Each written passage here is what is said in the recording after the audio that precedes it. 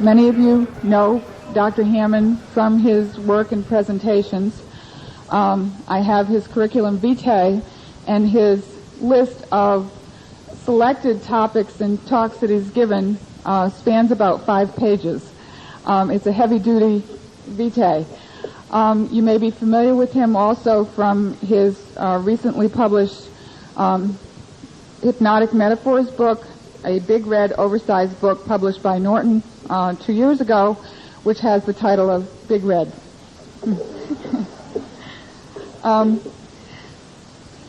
His education is that he took his BS, MS, and PhD from the University of Utah, the PhD in counseling psychology, educational psychology, and the psychology departments.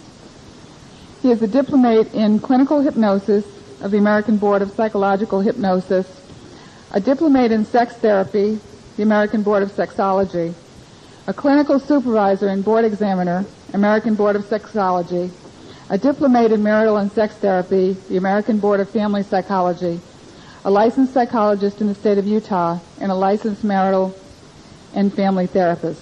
So you can tell this man has a lot of experience and a lot of varied experience. He currently serves as Research Associate Professor, Physical Medicine and Rehabilitation, University of Utah School of Medicine.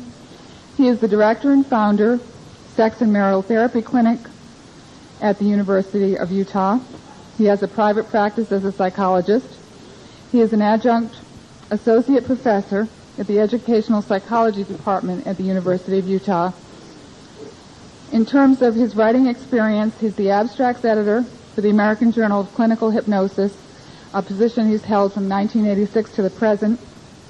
He is the advisory editor and founding member of the editorial board of the Ericksonian Monographs. He is a referee of the American Journal of Clinical Hypnosis and the Journal of Abnormal Psychology, and a reviewer and consultant to the National Center for Alcohol Education. He has received numerous professional honors, among them the Presidential Award of Merit of the American Society of Clinical Hypnosis in 1989, and the Irving Sector Award of the American Society of Clinical Hypnosis in 1990. In terms of some of his community activities, of special interest to this conference is he's a member of the Governor's Task Force on Ritual Abuse, Commission for Women and Families in the state of Utah. And then finally, as I said, he has a multitude of presenting and training and teaching experience. In addition to that, he is currently the president of the American Society of Clinical Hypnosis and a fellow of that organization. So I urge you to welcome him, and I know we'll have a good training day. Thank you.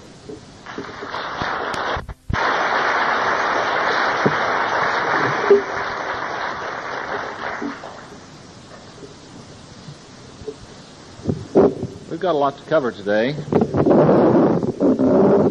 and let me give you a rough approximate outline of the things that I'd like us to get into. First, let me ask, how many of you have had at least one course or workshop on hypnosis? Can I see the hands? Wonderful. Okay, makes our job much easier. Okay.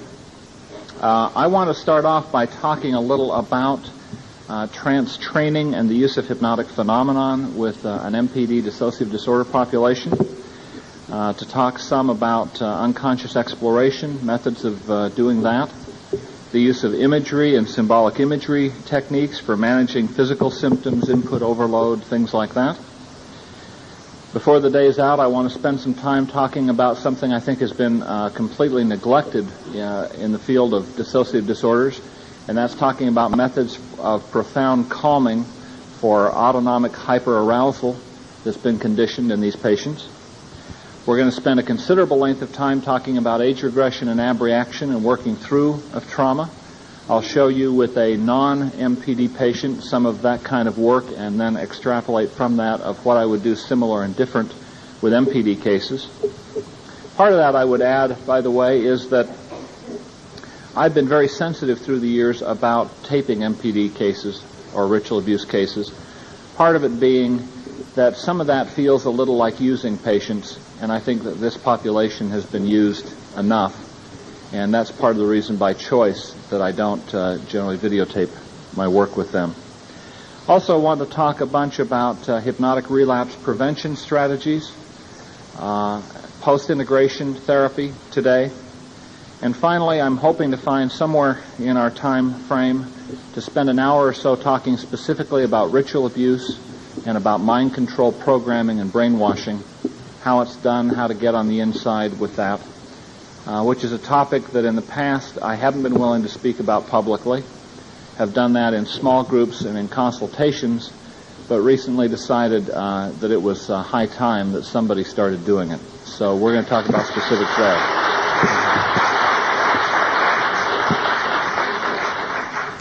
While being in Chicago at the first international Congress where ritual abuse was talked about. And I can remember thinking, how strange and interesting. And I can recall many people listening to an example given that somebody thought was so idiosyncratic and rare, and all the people coming up after saying, gee, you're treating one too? You're in Seattle. Well, I'm in Toronto. Well, I'm in Florida. Well, I'm in Cincinnati.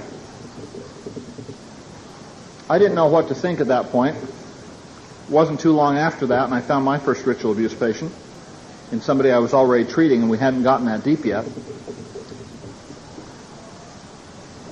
Things in that case made me very curious about the use of mind control techniques and hypnosis and other brainwashing techniques.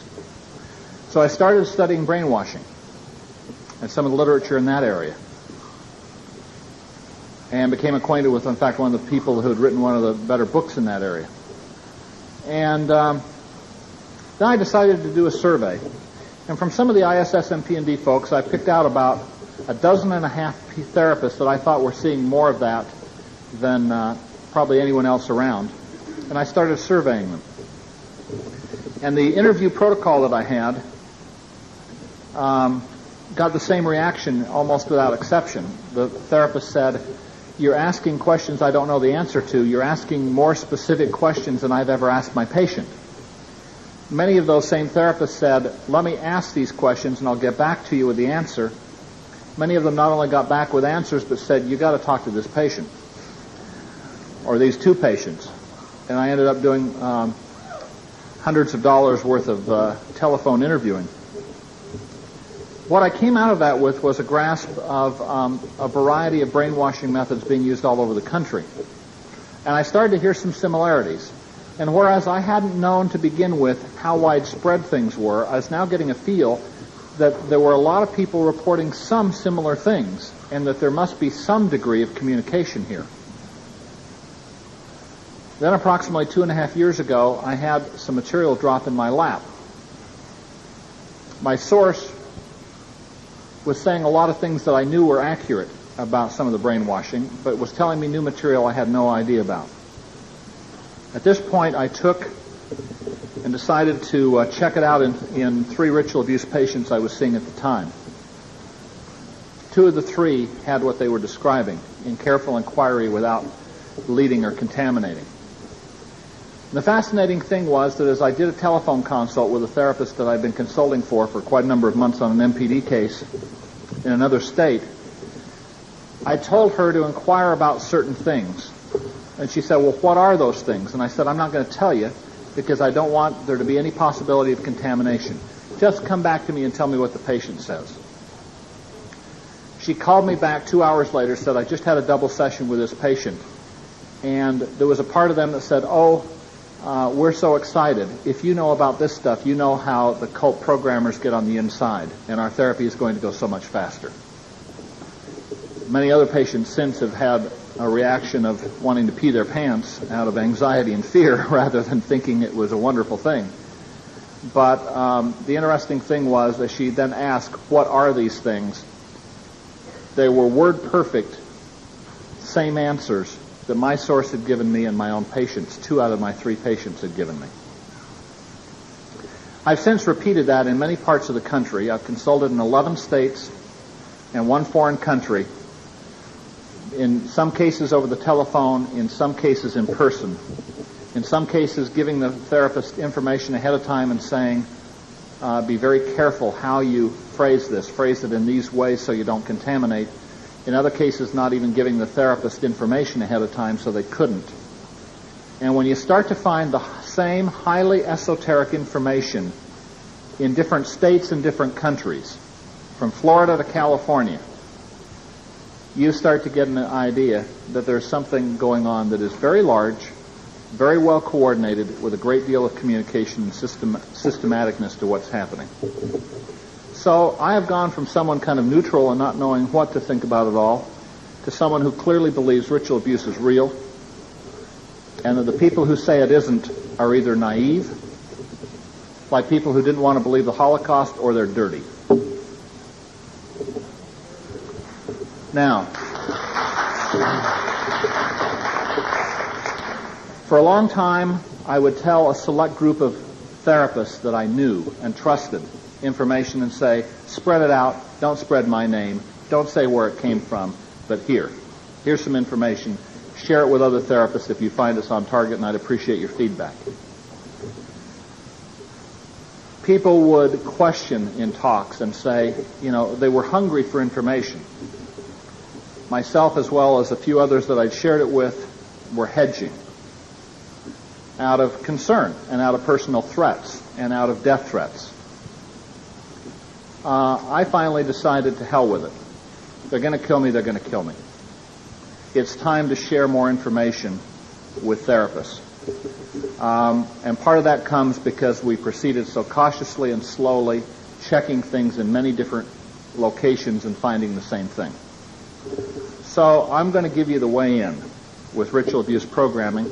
I certainly can't tell you everything you want to know in 45 or 50 minutes, but I'm going to give you the essentials to get inside and start working at a new level. I don't know what proportion, honestly, of patients have this. I would guess that maybe somewhere around at least 50%, maybe as high as 3/4. I would guess maybe 2/3 of your ritual abuse patients may have this. What do I think the distinguishing characteristic is? If they were raised from birth in a mainstream cult, or if they were a non-bloodline person, meaning neither parent was in the cult, but cult people had a lot of access to them in early childhood, they may also have it. I have seen more than one ritual abuse patient who clearly had all the kind of ritual things you hear about. They seemed very genuine. They talked about all the typical things that you hear in this population, but had none of this programming, with prolonged, extensive checking. And so I believe in one case that I was personally treating that she was from a kind of schismatic break-off that had kind of gone off and done their own thing, and were no longer hooked into a mainstream group. Here's where it appears to have come from. At the end of World War II, before it even ended, Alan Dulles and people from our intelligence community were already through Switzerland making contacts to get out Nazi scientists. As World War II ends, they not only get out rocket scientists, but they also get out some Nazi doctors who have been doing mind control research in the death camps. They brought them to the United States. Along with them was a young boy, a teenager, who had been raised in a Hasidic Jewish tradition and a background of Kabbalistic mysticism that probably appealed to people in the cult, because at least by the turn of the century, Aleister Crowley had been introducing Kabbalism into satanic stuff, if not earlier. And I suspect it may have formed some bond between them. But he saved his skin by collaborating and being an assistant to them in the death camp experiments. They brought him with them. And they started doing mind control research for military intelligence in military hospitals in the United States. And the people that came, the Nazi doctors, were Satanists. Subsequently, the boy changed his name, Americanized it some, obtained an MD degree, became a physician, and continued this work, and appears to be at the center of the cult programming today.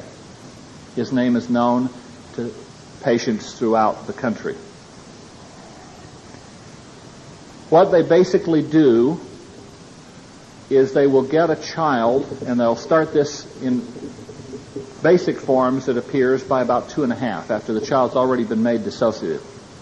They'll make them dissociative not only through abuse, like sexual abuse, but also things like putting a mousetrap on their fingers and teaching the parents you do not go in until the child stops crying. Only then do you go in and remove it. They start in rudimentary forms at about 2.5 and kick in back here appears around 6 or 6.5. Continue through adolescence with periodic reinforcements in adulthood. Basically, in the programming, the child will be put typically on a gurney. They will have an IV in one hand or arm. They'll be strapped down, typically naked.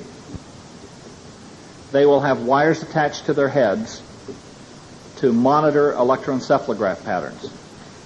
And they will see a pulsing light, most often described as red, occasionally white or blue. They'll be given most commonly, I believe, Demerol. Sometimes it'll be other drugs as well, depending on the kind of programming. They have it, I think, down to a science where they've learned you give so much every 25 minutes until the programming is done. They then, as they have that, will describe a pain in one ear, their right ear generally, where it appears a needle has been placed. And they will hear weird, disorienting sounds in that ear, while they see photic stimulation, external psychic driving to drive the brain into a brainwave pattern with a pulsing light at a certain frequency. Not unlike the goggles that are now available through Sharper Image and some of those kinds of stores. Then, after a suitable period when they're in a certain brainwave state, they will begin programming them. Let me give you an example of one kind of programming oriented to self-destruction and debasement of the person in a patient at this point in time about 8 years old who has gone through a great deal. Early programming took place on a military installation. That's not uncommon. I've treated and been involved with cases who were part of this original mind control project, as well as having their programming on military reservations in many cases. We find a lot of connections with the CIA. This patient now was in a cult school, a private cult school, where several of these sessions occurred a week. She would go into a room, get all hooked up. They would do all of these sorts of things. And when she was into the proper altered state now, they were no longer having to monitor it with electroencephalographs. She also had already had placed on her electrodes, one in the vagina, for example, 4 on the head. Sometimes they'll be on other parts of the body. And they will then begin. And they would say to her, "You are angry with someone in the group." She said, "No, I'm not." And they violently shocked her. And they would say the same thing until she complied and didn't make any negative response. Then they would continue. And because you are angry with someone in the group, or when you are angry with someone in the group, you will hurt yourself. Do you understand? She said no, and they shocked her. They repeated it again. Do you understand? Well, yes, but I don't want to. Shock her again till they get compliance. And then they keep adding to it. And you will hurt yourself by cutting yourself. Do you understand? And maybe she'd say yes, but they might say, "We don't believe you," and shock her anyway. Go back and go over it again. And they would continue in this sort of fashion. She said typically it seemed as though they'd go about 30 minutes. Take a break for a smoke or something. Come back. They may review what they'd done and stop, or they might review what they'd done and go on to new material. She said the sessions might go a half an hour, they might go 3 hours.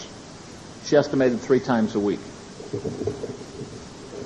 Programming under the influence of drugs in a certain brainwave state, and with these noises in one ear and them speaking in the other ear, usually the left ear associated with right hemisphere, non-dominant brain functioning, and with them taking, therefore, and requiring intense concentration, intense focusing, and because often they'll have to memorize and say certain things back word perfect to avoid punishment, shock, and other kinds of things that are occurring. This is basically how a lot of programming goes on. Some of it will also use other typical brainwashing kinds of techniques. There will be very standardized types of hypnotic things done at times. There will be sensory deprivation, which we know increases suggestibility in someone. Not total sensory deprivation. Suggestibility has significantly increased from the research.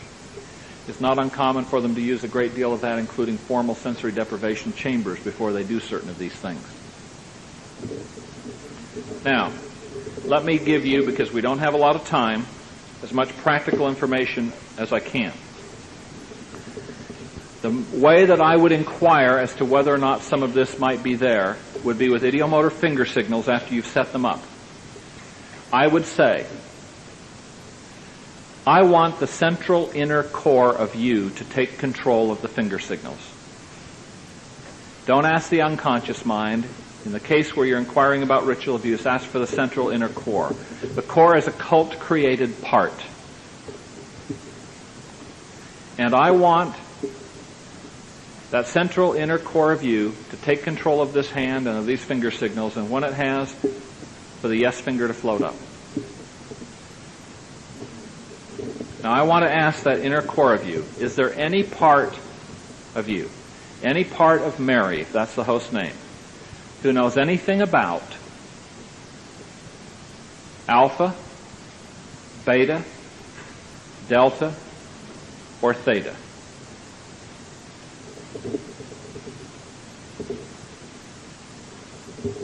If you get a yes, it should raise a red flag that you might have someone with formal, intensive brainwashing and programming in place. I would then ask and say, I want a part inside who knows something about alpha, beta, delta, and theta to come up to a level where you can speak to me, and when you're here, say, I'm here. I would not ask if a part was willing to. No one's going to particularly want to talk about this. I would just say, I want you some part who can tell me about this to come out. Without leading them, ask them what these things are. I've had consults where I've come in and sometimes I've gotten a yes to these. But as I've done exploration, it appeared to be some kind of compliance response or somebody wanting, in 2 or 3 cases, to appear maybe that they were ritual abuse or something, and maybe they were in some way. But with careful inquiry and looking, it was obvious that they did not have what we were looking for. Let me tell you what these are. Let's suppose that this whole front row here are multiples, and that she has an alter named Helen, she has one named Mary, she has one named Gertrude, she has one named Elizabeth, and she has one named Monica. Every one of those altars may have put on it a program, perhaps designated Alpha 009. A cult person could say Alpha 009 or make some kind of hand gesture to indicate this and get the same part out in any one of them, even though they had different names that they may be known by to you. Alpha appear to represent general programmings, the first kinds of things put in. Beta appear to be sexual programs. For example, how to perform oral sex in a certain way, how to perform sex in rituals, having to do with producing child pornography, directing child pornography, prostitution. Delta are killers, trained in how to kill in ceremonies. There will also be some self-harm stuff mixed in with that. Assassination and killing. Theta are called psychic killers. You know, I had never in my life heard those two terms paired together. I'd never heard the word psychic killers put together. But when you have people in different states, including therapists inquiring and asking, what is theta? And patients say to them, psychic killers, it tends to make one a believer that certain things are very systematic and very widespread. This comes from their belief in psychic sorts of abilities and powers, including their ability to psychically communicate with mother, including their ability to psychically cause somebody to develop a brain aneurysm and die. It also is a more future-oriented kind of programming. Then there's omega. I usually don't include that word when I say my first questions about, is there any part inside that knows anything about alpha, beta, delta, theta, because omega will shake them up even more. And omega has to do with self-destruct programming. Alpha and omega, the beginning and the end. This can include self-mutilation as well as killing themselves programming. Gamma appears to be system protection and deception programming, which will provide misinformation to you, try to misdirect you, tell you half-truths, protect different things inside. There can also be other Greek letters. I'd recommend that you go and get your entire Greek alphabet, and if you have verified that some of this stuff is present and they have given you some of the right answers about what some of this material is, and I can't underline enough, do not lead them. Do not say, is this killers? Get the answer from them, please. When you've done this, and it appears to be present, I would take your entire Greek alphabet and with idiomotor signals, go through the alphabet and say, is there any programming inside associated with epsilon, omicron, and go on through. There may be some systematicness to some of the other letters, but I'm not aware of it. I found, for example, in one case, zeta had to do with the production of snuff films that this person was involved with. With another person, omicron had to do with their linkage and associations with drug smuggling and with the mafia and big business and government leaders. So there's going to be some individualism, I think, in some of those. Some of those are come home programs, come back to the cult, return to the cult programs. Here's the flaw in the system. They have built in shut down and erasure codes. So if they got into trouble, they could shut something down and they could also erase something. These codes will sometimes be idiosyncratic phrases or ditties. Sometimes they will be numbers. 1428, 3621, 964. Maybe followed by a word. There's some real individuality to that. At first I had hope, gee, if we get some of these, maybe they'll work with different people. No such luck. It's very unlikely unless they were programmed at about the same point in time as part of the same little group. Stuff that I've seen suggests that they carry laptop computers, the programmers, which still include everything that they did 20, 30 years ago in them, in terms of the names of altars, the programs, the codes, and so on. Now, what you can do is get erasure codes. And I always ask, if I say this code, what will happen? Double check. Is there any part inside who has different information? Watch your idiomotor signals. What I found that you can do is you can erase programs by giving the appropriate codes. But then you must abreact the feelings.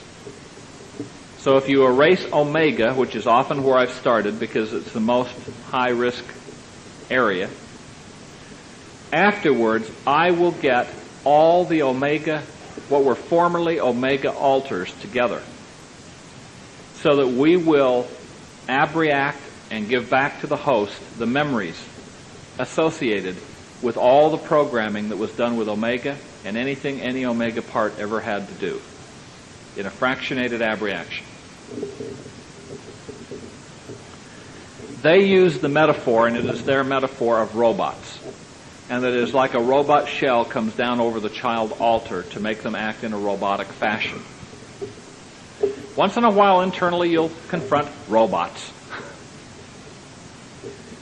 What I found from earlier work, and so I speed the process up now because I confirmed it enough times, is that if you can say to the core, core, I want you to look, there's this robot blocking the way in some way, blocking progress. Go around and look at the back of the head and tell me what you notice on the back of the head or the neck. I used to ask it very non-leading like that. And what was commonly said to me was that there were wires or a switch. And so I'll tell them, pull the wires or flip the switch and it will immobilize the robot. And give me a yes signal when you've done it. Pretty soon you get a yes signal. Great. Now that the robot is immobilized, I want you to open the robot and look inside and tell me what you see. There's generally one or several children. I have them remove the children, and I do a little hypnotic magic and ask the core to vaporize, to use a laser and vaporize the robot so nothing is left. They're usually quite amazed that this works, as have been a number of therapists. Now, there are many different layers of this stuff is the problem. And let me come over to the overhead and give some ideas about this. Okay. What we have up here are innumerable altars. I'll tell you one of the fascinating things I've seen. I remember a little over a year ago coming in to see some cases, some of the tough cases at a dissociative disorders unit of a couple of the finest MPD therapists in this country who are always part of all the international meetings, have lectured internationally. And as we work together, let's get that into focus here. As we worked together and I looked at some of their patients, they were amazed at certain things because they had not been aware of this before. And as we worked with some of the patients and confirmed it there, I remember one woman who'd been inpatient for 3 years, still was inpatient. Another who had one intensive year of inpatient work with all the finest MPD therapy you can imagine. Ab reactions, integrations, facilitating cooperation, art therapy, on and on and on. Journaling. Intensively for one inpatient year, followed by an intensive year of outpatient therapy, 2-3 hours a week. In both patients, we found out that all of this great work had done nothing but deal with the altars up here and had not touched the mind control programming. And in fact, it was not only intact, but we found that the one who was outpatient was having her therapy monitored every session by her mother out of state over the telephone. And that she still had intact suggestions that had been given to her at a certain future time to kill her therapist. Now, one of the things that I would very carefully check is I would suggest that you ask the core, not just the unconscious mind. Ask the core, is there any part inside that continues to have contact with people associated with the cult? Is there any part inside who goes to cult rituals or meetings? Is there a recording device inside of Mary, if that's the host's name? A recording device inside so that someone can find out the things that have been said in sessions. This doesn't mean they're monitored. Many of them just simply have it. Is there someone who debriefs some part inside for what happens in our therapy sessions? I have the very uncomfortable feeling from some past experience that when you look at this, you will find the larger proportion of ritual abuse victims in this country are having their ongoing therapy monitored. I remember a woman who came in her, about 24 years old, claimed her father was a Satanist. Her parents divorced when she was 6. After that, it would only be when her father had visitation, and he would take her to rituals sometimes. Up until age 15, and she said, I haven't gone to anything since I was 15. Her therapist believed this at face value. We sat in my office. We did a 2-hour inquiry using hypnosis. We found the programming present. And in addition to that, we found out that every therapy session was debriefed. And in fact, they had told her to get sick and not come to the appointment with me. Another one had been told that I was cult, and that if I came, she would know that I'd been told not to come and I would punish her. If anything meaningful comes out in a patient who's being monitored like that, from what I've learned thus far, they're tortured. with electric shocks, my belief is if they're in that situation, you can't do meaningful therapy other than being supportive and caring and letting them know you care a lot and you'll be there to support them. But I wouldn't try to work with any kind of deep material or deprogramming with them, because I think it can do nothing but get them tortured and hurt unless they can get into a safe, secure, inpatient unit for an extended period of time to do some of the work required. And I have a feeling that when you make inquiries, you're going to find that probably greater than 50% of these patients, if they're bloodline, meaning mother or dad or both involved, will be monitored on some ongoing basis. Now, when you come below the altars, you then have alpha, beta, delta, theta, so on and so forth, the Greek letter programming. And they will then have backups. Backup programs. There will typically be an erasure code for the backups. There may be one code that combines all the backups into one, and then an erasure code for them. Or simply one code that erases all the backups. So, I will get the code for, let's say, omega, and for all the omega backups at the same time. After I've asked about what will happen if I give this, I will give the code. And then I will say, what are you experiencing? They often describe computers whirring, things erasing, explosions inside, all sorts of interesting things. I've had some therapists come back and say, my Lord, I had never said anything about robots, and she said something about robots vaporizing. I remember one therapist who had been with me in several hypnosis workshops consulted with me about a crisis MPD situation, and I told her to inquire about alpha, beta, delta, theta. She did. She got back to me. She said, yeah, I get an indication it's there. What is it? I said, I'm not going to tell you. Go back and inquire about some of this, and we set an appointment for a week or so hence. She got back with me. She said, I asked what theta was, and she said psychic killers. I asked what delta was. She said killers. I said, okay. And so I told her about some of this stuff for a 2-hour consult. She called back and she said, this seemed too fantastic. I heard this and I thought, has Corey been working too hard? She said, I'm embarrassed to admit it, but she said, I held you in high professional regard, but this just sounded so off in the twilight zone that I really thought, is he having a nervous breakdown or something? And she said, but I respected you enough to ask about this. She said, I asked another MPD patient and she didn't have any of this. But in this patient, she started describing things. And how she worked, for example, with an erasure, and she was describing things like robots vaporizing and other kinds of things that she said, I hadn't told her about any of these things. Well, here's the problem. There are different layers, and I think some of them are designed to keep us going in circles forever. They figured we probably, in most cases, wouldn't get below the altars, which they purposefully created. The way you create Manchurian candidates is you divide the mind. It's part of what the intelligence community wanted to look at. If you're going to get an assassin, if you're going to get somebody to go do something, you divide the mind. Fascinates me about cases like the assassination of Robert Kennedy, where Bernard Diamond, on examining Sirhan, found that he had total amnesia for the killing of Robert Kennedy, but under hypnosis could remember it.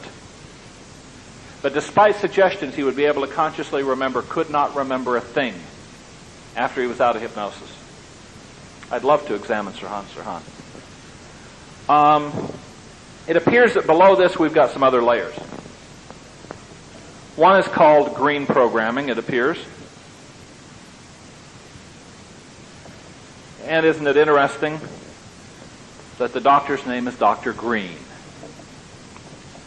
One of the questions I'll ask in a way to not contaminate is, after I've identified some of this stuff is there and they've given me a few right answers about what some of it is, if there were a doctor associated with this programming, and his name were a color, like Dr. Chartreuse or something, if his name were a color, what would the color be?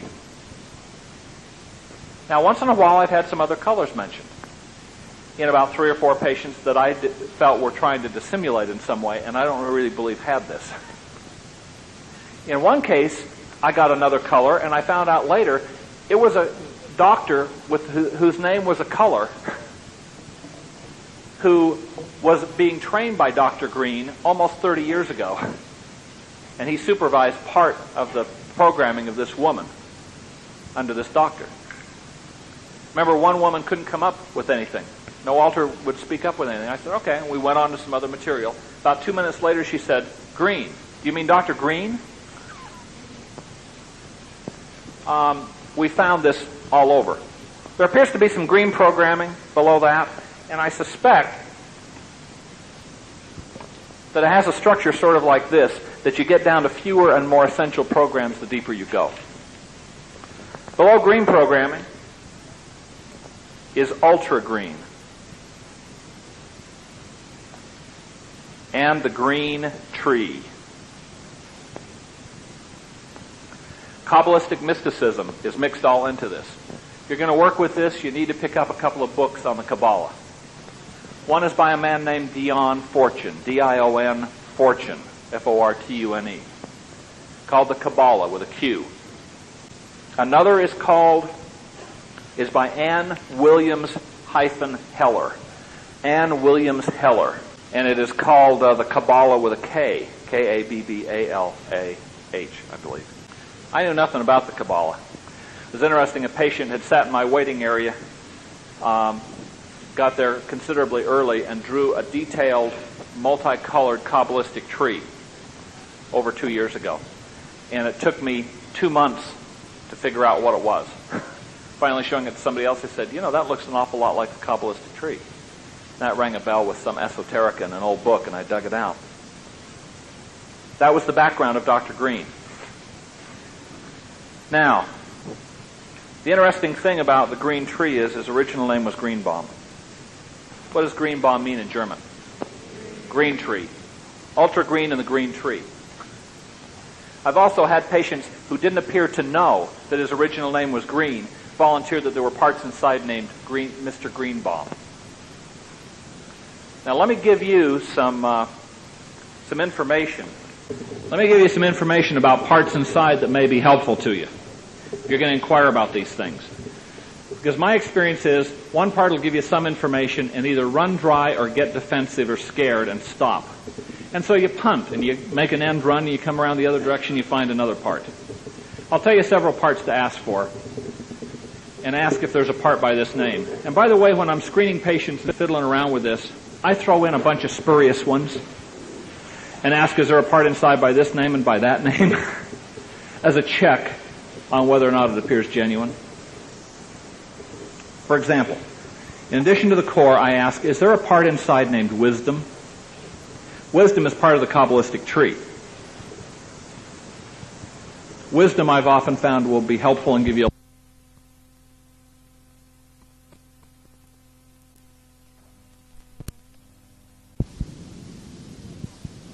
Is there a part inside named Diana?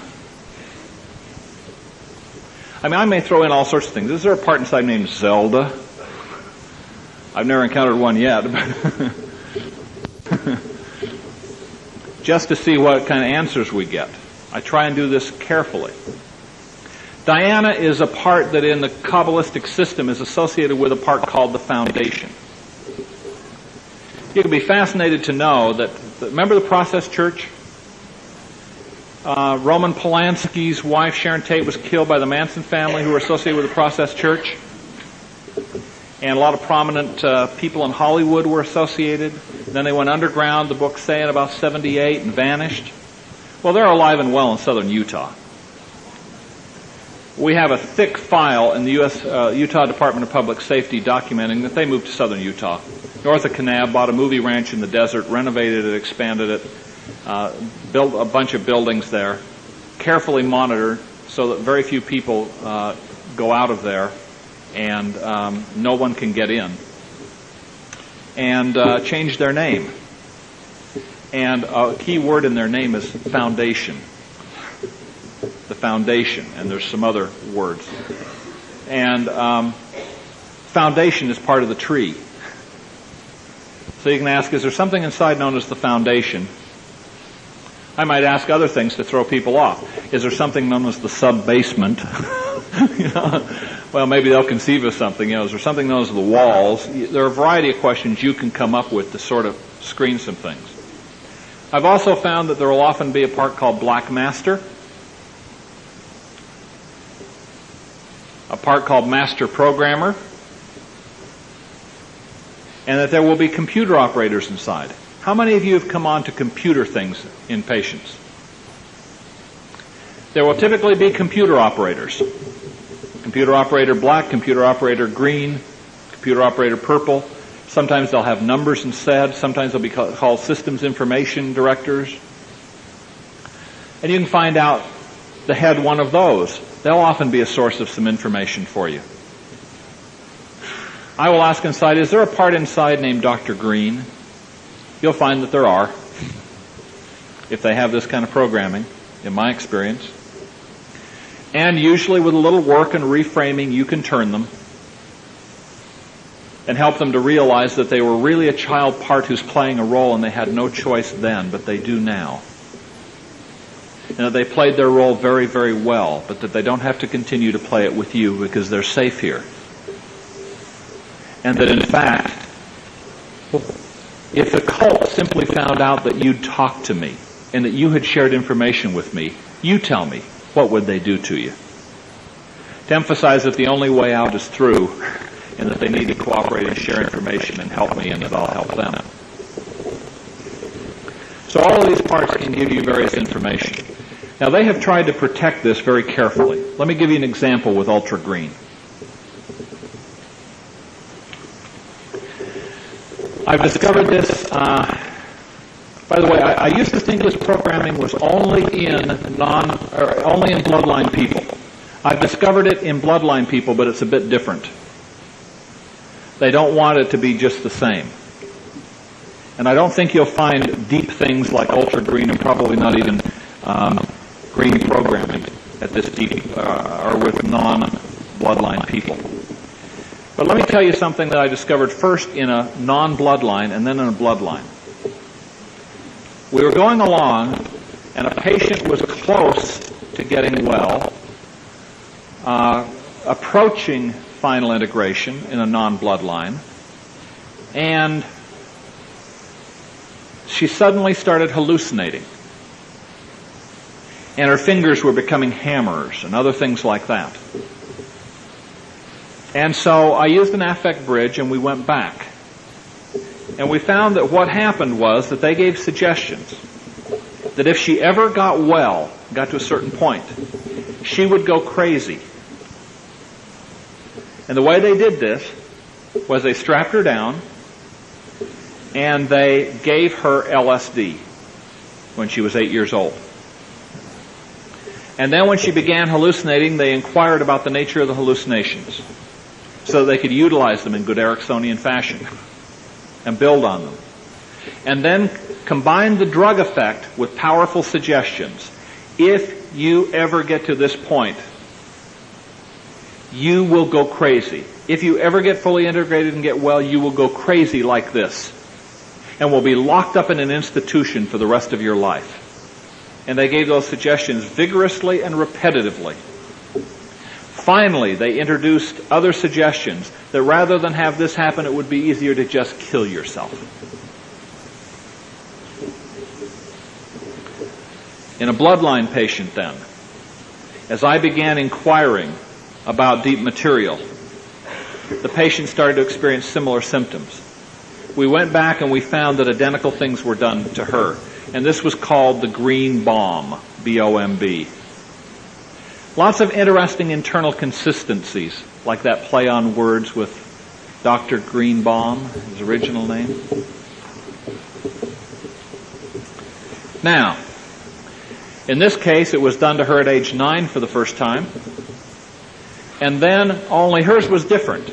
Hers was a suggestion for amnesia. If you ever remember anything about ultra green and the green tree, you will go crazy. You will become a vegetable and be locked up forever. And then finally the suggestions added, and it'll be easier to just kill yourself than have that happen to you.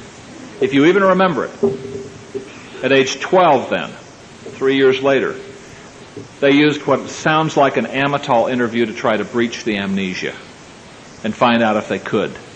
They couldn't. So then they strapped her down again, took and gave her something to kind of paralyze her body, gave her LSD, an even bigger dose, and reinforced all the suggestions. Did a similar thing at the age of 16. So these are some of the kind of booby traps you'll run into. There are a number of cases where they've combined powerful drug effects like this with a suggestion to keep us from discovering some of this deeper level stuff. What's the bottom? Your guess is as good as mine. But I can tell you that I've had a lot of therapists who were stymied with these cases. They were going nowhere. In fact, someone here that I told some basic information about this to in Ohio a couple of months ago said it opened all sorts of things up in a patient who'd been going nowhere. And that's an often common thing. I think that we can move down to deeper levels, and if we deal with some of the deeper level stuff, it may destroy all the stuff above it. But we don't even know that yet. And some of the patients I'm working with, we have pretty much dealt with a lot of the top level stuff, and I'll tell you how we've done some of that. We'll take and erase one system like omega. Then we will have a huge abreaction of all the memories and feelings in a fractionated abreaction associated with those parts. I typically find, and I'll say to them, now that we've done this, are there any other memories or feelings that any parts that were omega still have? The answer is usually no. At that point, I will say, I usually find that at this point in time, the majority, if not all of those parts that used to be omega no longer feel a desire or need to be different, realizing that you were split off originally by them and want to go home to marry and become one with her again. And I use the concept often now, which came from a patient, of going home and becoming one with her. Going back from whence you came is another phrase I'll use with them. Are there any omega parts inside who do not feel comfortable with that, or have reservations or concerns about that? If there are, we talk to them, we deal with them. A few may not integrate. My experience is most of the time they'll integrate, and we may integrate 25 parts at once in a polyfragmented complex MPD. I think it is vitally important to abreact the feelings before you go on. Also, many patients it hasn't seemed to matter the order we go in, but I found a couple where it has. If it doesn't seem to matter, I'll typically go omega, then delta because they have more violence potential, then gamma to get rid of the self-deception stuff. Well, what I will do before I just assume anything and do that is once we've done omega and showed them that success can occur and something can happen and they feel a relief after, I will say to them, I want to ask the core through the fingers, is there a specific order in which programs must be erased? Now, maybe it doesn't matter, but is there a specific order in which they must be erased? Most of the time I found no. There are cases where we found yes. I recommend doing one or two or three of those because they'll produce relief and a sense of optimism in the patient. But then I would recommend starting to probe for the deeper level things and getting their input and recommendations about the order in which we go. Question?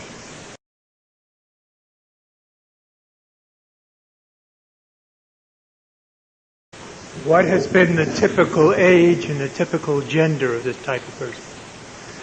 I know of this being found in men and women. Most of the patients I know of MPD ritual abuse who are being treated are women, however. But I know of some men being treated where we've found this. A while back I was talking to a small group of therapists somewhere. I told them about some of this. And in the middle of talking about some of this, all the color drained out of one social worker's face. And she obviously had a reaction, and I asked her about it, and she said, I'm working with a 5-year-old boy. And she said, just in the last few weeks, he was saying something about a Dr. Green. And I went on a little further and I mentioned some of these things, and she just shook her head again. I said, what's going on? And she said, he's been spontaneously telling me about robots and about Omega. I think you will find variations of this, and that they have changed it probably every few years, and maybe somewhat regionally to throw us off in various ways. But that certain basics and fundamentals will probably be there. I have seen this in people up into their 40s, including people whose parents were very, very high in the CIA, other sorts of things like that. I've had some that were originally part of the Monarch Project, which is the name of the government intelligence project. Question in the back. I'm still not grasping how you find out how to erase. How do you get that information? I would say I want the core, if necessary, using the telepathic communication ability you have to read minds, because they believe in that kind of stuff, so I'll use it. I was trained in Ericksonian stuff. To obtain for me the erasure code for all Omega programs. And when you've done so, I want the yes finger to float up. Then I ask them to tell it to me. Are there backups for Omega programs? Yes. Okay. How many backups are there? 6, they say. Let's say. It's different numbers. Is there an erasure code for all the backup programs? No. Is there an erasure code that combines all the backups into one? Yes. Obtain that code for me. When you've got it, give me the yes signal again. And it can move almost that fast in some cases where there's not massive resistance. Question? Yes, can you tell me what you know about risks to the therapist? What kind of data? You would have to ask. Yeah, I'd like to know that. What kind of data do you have, given that you've had contact with large numbers of people? Not just threats, but also any injury, any family problems that have arisen. That's one question. The second one is, are you aware of anybody that you've treated or others with this level of dissociation and trauma that have recovered, integrated, whole, and happy? Okay. I have one non-bloodline multiple, complex multiple, who had this kind of programming where they had a lot of access to the patient as neighbors and with a doctor. By the way, you'll find physicians heavily involved. They've encouraged their own to go to medical school, to prescribe drugs, to take care of their own, to get access to medical technology and be above suspicion. There have been a couple, in fact, in Utah who have been nailed now. We now in Utah have 2 full-time ritual abuse investigators with statewide jurisdiction under the Attorney General's office to do nothing but investigate this. Okay? And in a poll done in the state of Utah in January by the major newspaper and television station, they found that 90% of Utahns believe that ritual abuse is genuine and real. Not all of them believe it's a frequent occurrence, but some of that in part from 2 years of work by the Governor's Commission on Ritual Abuse, interviewing, talking, meeting people, gathering data. And when people say, by the way, there's no evidence, they've never found a body, that's baloney. They found a body in Idaho of a child. They've had a case last summer that was convicted on first-degree murder charges. 2 people that the summer before that were arrested where the teenage girl's finger and head were in the refrigerator. They were convicted of first-degree murder in Detroit. There have been cases in bodies. Back to risk. I know of no therapist who's been harmed. Proceed. Inform us that there will come a future time where we could be at risk of being assassinated by parts of patients who have been programmed to kill at a certain time anyone that they hold and any member of their own family who's not active. If that would come about, it is speculative. Who knows for sure? Maybe. So I don't think it's entirely without risk. Question in the back. It seems to me that there seems to be some similarity between these kinds of programming and those people who claim that they've been abducted by spaceships and have had themselves physically probed and reprogrammed and all of that sort of thing. And I think Cape Canaveral is across the Florida peninsula for me, and I don't think that they've reported any spaceships lately. I was just wondering, is there any sort of relationship between them? I'll share my speculation that comes from others, really. I have not dealt with any of those people. However, I know a therapist that I know and trust and respect, and who I've informed about all this a couple of years ago, and found in a lot of patients and so on, who is firmly of the belief that those people are, in fact, ritual abuse victims who have been programmed with that sort of thing to destroy all their credibility. Because somebody's come in reporting abduction by a flying saucer, who's going to believe them about anything else in the future? And also is the kind of thing that can be pointed to and said, this is as ridiculous as that. All I know is that I recently had a telephone consult with a therapist, where I had been instructing her about some of this kind of stuff.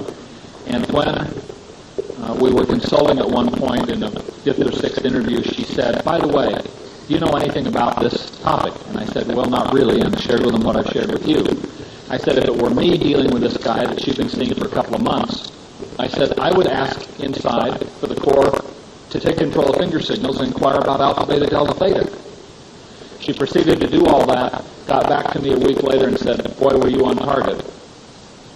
There's a part inside named Dr. Green. There's this kind of programming. Yes?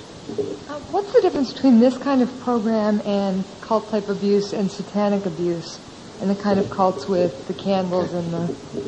This type of programming will be done in the cults with candles and all of the rest.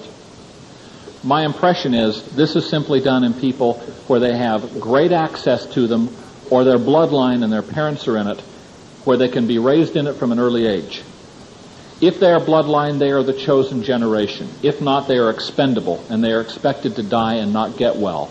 And there will be booby traps in your way if they're non-bloodline people, that when they get well, they will kill themselves. And I'll tell you just a little about that. But my belief is that some people that have ritual abuse and don't have this have been ritually abused, but they may be part of a non-mainstream group. The Satanism comes in the overall philosophy overriding all of this. People say, what's the purpose of it? My best guess is that the purpose of it is that they want an army of Manchurian candidates. Tens of thousands of mental robots who will do prostitution, do child pornography, smuggle drugs, engage in international arms smuggling, do snuff films, all sorts of very lucrative things, and do their bidding. And eventually, the megalomaniacs at the top believe, create a satanic order that will rule the world. One last question, then I'll give you a couple more details, and we need to shift gears. You have suggested or implied that at some point, at a high level of the U.S. government, there was support for this kind of thing. I know we're short of time, but can you just say a few words about the kind of documentation that may exist for that suggestion? There isn't great documentation of it. It comes from victims who are imperiled witnesses. The interesting thing is how many people have described the same scenario, and how many people that we have worked with who have had relatives in NASA, in the CIA, and in the military, including very high-ups in the military. I can tell you that a friend and colleague of mine who has probably the equivalent of half the table space on that far side of the room filled with boxes with declassified documents from mind control research done in the past that has been able to be declassified over a couple of decade period. And has read more government documents about mind control than anyone else. has a brief that has literally been sent in the past week and a half asking for all information to be declassified about the Monarch Project for us to try and find out more. Now, let me just mention something about some of the stuff that my experience is in several patients now that you may run into late in the process.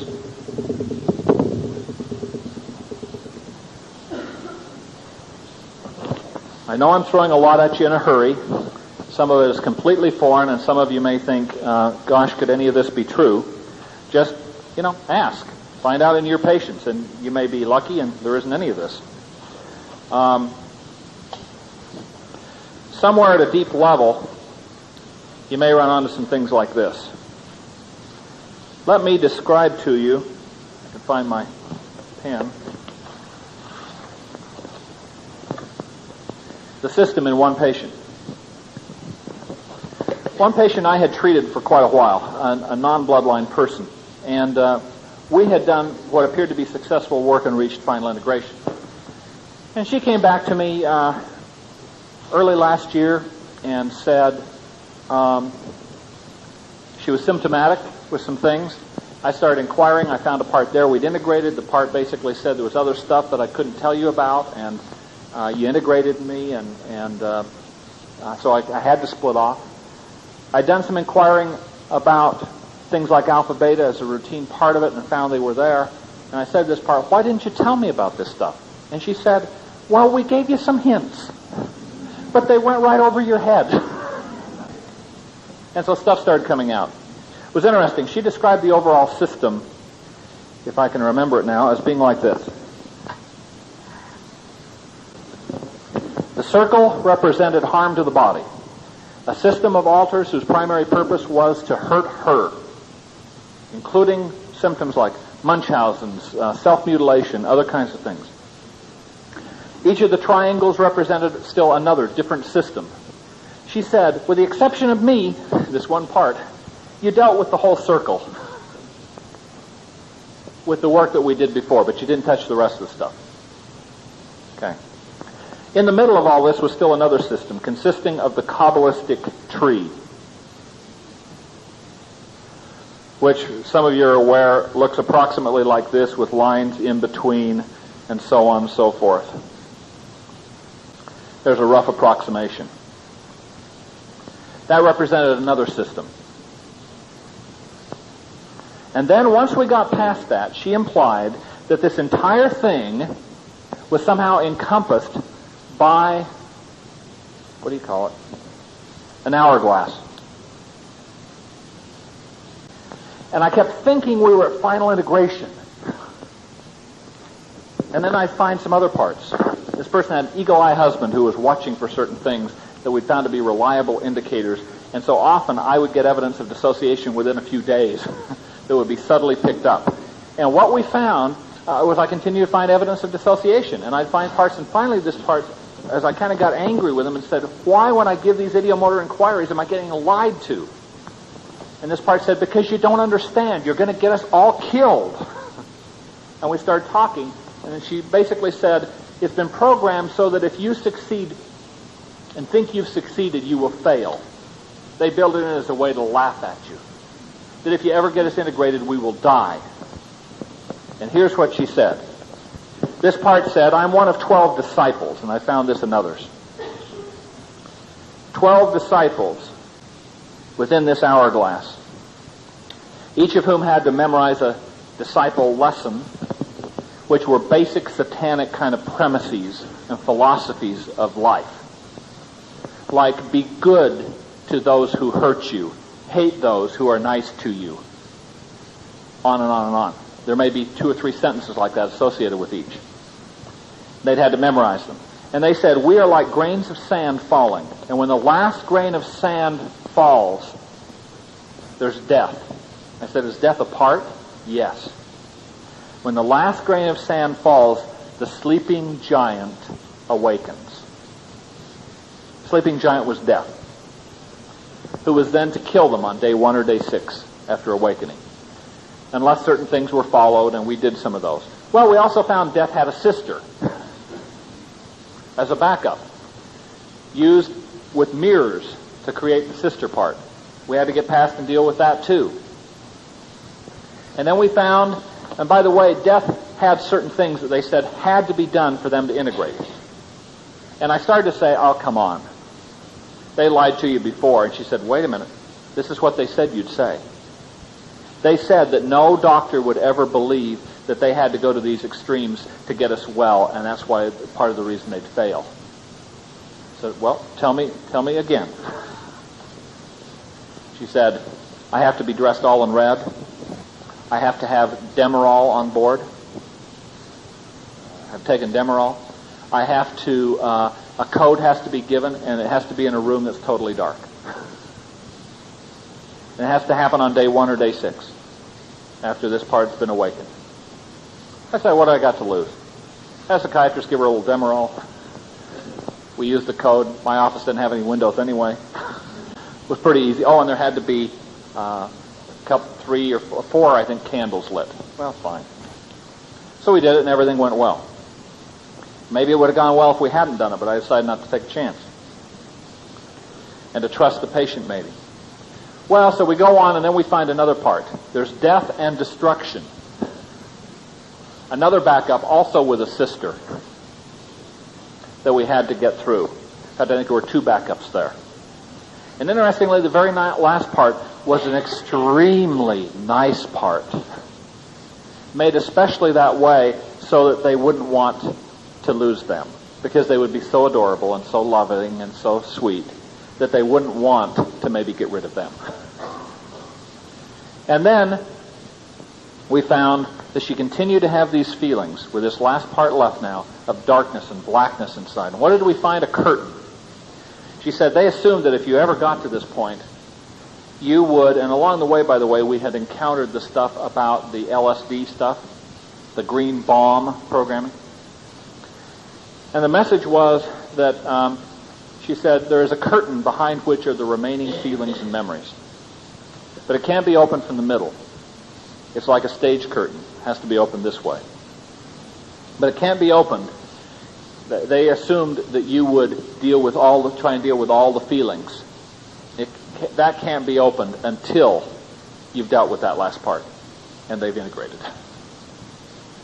And so far it looks like we've got integration in this holding. So I found death and destruction and the hourglass in non-bloodline. The tree and the hourglass, this patient informed me, were made of sand because we were meant to die. We're expendable. We're the unchosen generation. I've heard variously that it's crystals or blood that fill the hourglass in bloodline people. And by the way, you can do real simple things like turn the hourglass on its side so nothing can fall out, so time stands still to be able to do certain kinds of work. Spread the grains of sand on the seashore so that they can't be numbered and the time will not be counted. Got that idea from a ritual abuse victim who had seen some of this kind of programming done that another therapist was seeing. So those are maybe just a few other hints about things that may be helpful or meaningful.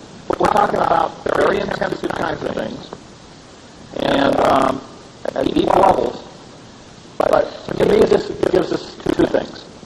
One thing it gives to me is hope, because it gets the material and it makes progress like nothing else we've ever seen with these people who have it. The second thing it does for me is it demoralizes me too. Because I thought 3 years ago I had a pretty good idea about the extent and breadth of what they've done to these victims. I had no real appreciation of the depth and breadth and intensity of what they've done. Now, I want to come back to the other question over here now. The other question is how many of them can get well? We don't know. Most things in the mental health profession, we accept that 2/3 of patients are going to improve, maybe 70%. There's very little we can get everybody well. I think one of the sad things we have to face is that many of these patients will probably never be well. My personal belief is that if they are being messed with,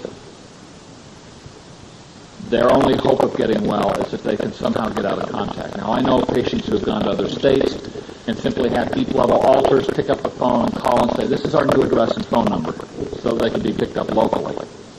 I'm in an inpatient unit for an extended period of time. If they are in a cult from their area and they're still being monitored and messed with, my own personal opinion is we can't get them well and can't offer more than humanitarian caring and supportiveness. Lots of therapists do not like to hear that. That's my opinion. I believe that if somehow they're lucky enough to be wealthy enough, to have protection, to have somehow gotten away in some way, and we can work with them without being messed with, that they have a chance to reach some semblance of normality and livability with enough intensive work. My own personal belief is I don't think anybody with this kind of programming is well in this country yet. There are some who are well along the way. I've got a couple who are well along in their work and have done a tremendous amount, but they're clearly not well yet. What I can say is I now believe that ritual abuse programming is widespread, is systematic, is very well organized, from highly esoteric information which is published nowhere, has not been on any book or talk show, that we have found all around this country and in at least one foreign country. Let's take a couple of quick questions, and we need to get on to other material. Yes? Do you have any techniques for decreasing your level of uncertainty that a patient, you can't do it grammatically, but a patient is or is not being still tampered with, messed with, as you said? Just that I would ask several of the parts I've inquired about. Core, Diana, Wisdom, Master Programmer, several parts inside I would ask about these sorts of things. And I will keep asking it. As you do additional work and get a bit further, I would ask again to find out. I wonder if you've heard or you know of the Martin Luther bloodline. The what? Martin Luther bloodline? I know nothing about the Martin Luther bloodline. I'll give you one other quick tip. Ask them about an identification code. There's an identification code that people have.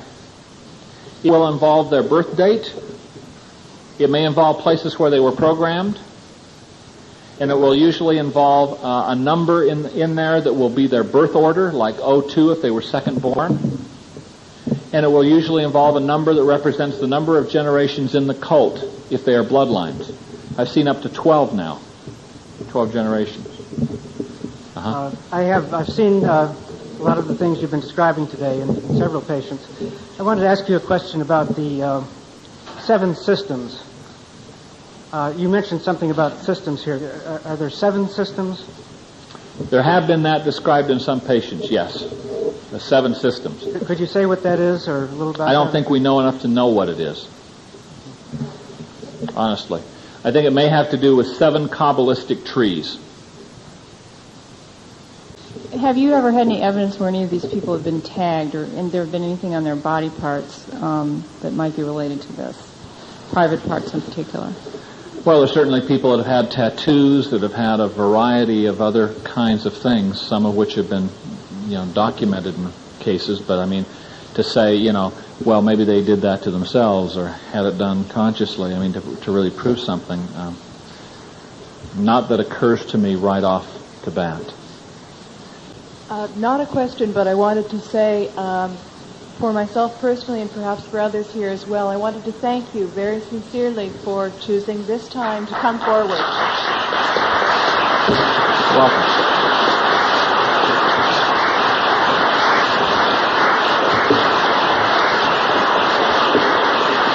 Does anyone want to join us in the standing ovation for this material? It's wonderful. A dear friend who's one of the top people in the field, who I know has had death threats, but I know struggled for professional credibility in believing in MPD, and was harshly criticized for even believing in that 10 and 15 years ago. I think in his heart of hearts he knows it's true, but he will say things like, I wouldn't be surprised to find tomorrow it was an international conspiracy, and I wouldn't be surprised to find tomorrow that it is an urban myth and rumor. He tries to stay right on the fence. And I think the reason is because it's controversial, because there is a campaign underway saying these are all false memories induced by, along with incest and everything else, by Oprah and by books like The Courage to Heal and by naive therapists using hypnosis, and it's controversial. My personal opinion has come to be, if they're going to kill me, they're going to kill me, but there's going to be an awful lot of information that's been put away that'll go to investigative reporters and multiple investigative agencies if it happens, and an awful lot of people like you, I hope, that if I ever have an accident, will be pushing for a very large-scale investigation. I think we have to stand up out of some kind of moral conscience at some point, and I tried to wait until we had gotten enough verification from independent places to have some real confidence that this was widespread. I know we've gone like a house afire to try and pack as much as I could in for you. I hope it's given you some things to think about and some new ideas, and I appreciate being with you.